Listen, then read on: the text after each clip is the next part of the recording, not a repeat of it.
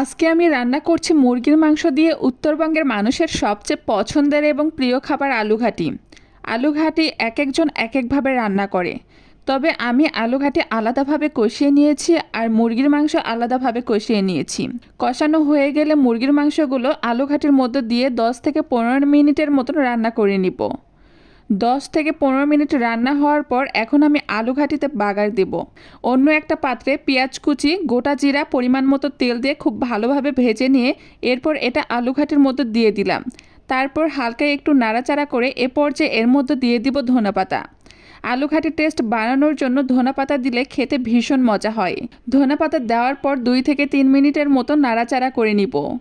এরপর এ পর্যায়ে আলুঘাটির টেস্ট বাড়ানোর জন্য এর মধ্যে দিয়ে দিব জিরার গুঁড়ো, আর গোটা জিরা ভেজে সেটা গুঁড়ো করে নিয়েছি। আর আলুঘাটির টেস্ট বাড়ানোর জন্য আলুঘাটি নামানোর আগে জিরার গুঁড়ো দিয়ে 2 থেকে 3 মিনিটের মতো নাড়াচাড়া করে নামিয়ে নিলে রেডি হয়ে যাবে উত্তরবঙ্গের বিখ্যাত খাবার আলুঘাটি।